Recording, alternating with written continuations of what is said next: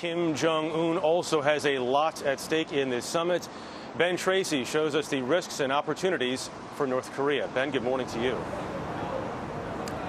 Jeff, good morning. This is by far the furthest Kim Jong Un has ever traveled since taking over control in North Korea in 2011. That's a sign that he feels confident about his grip on power back home.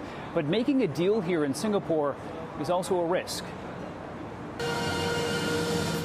North Korean state media triumphantly announced Kim Jong Un's trip to Singapore Sunday, calling it an historic foreign tour and showing pictures of the young leader waving as he left Pyongyang.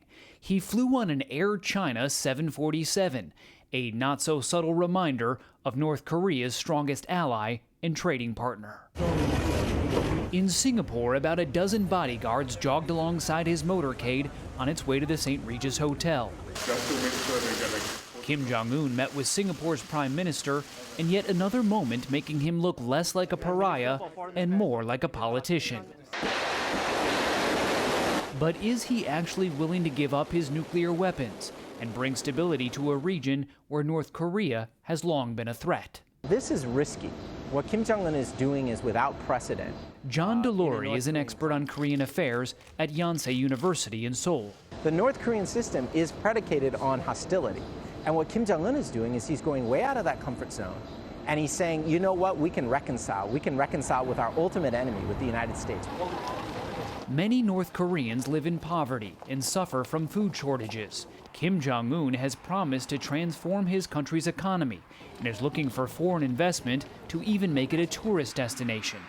All of that is nearly impossible under strict international sanctions, which is why the North Korean leader needs more than just a photo op with the President of the United States. He's got to show that he's a world statesman. He's got to be able to message that back to North Korea to say this was a win for us as a country, as a regime. Kim Jong Un would like relief from those international sanctions, but that is unlikely going to be a result of this summit here in Singapore. The Secretary of State says that those sanctions will remain in place until it is verified that North Korea has denuclearized.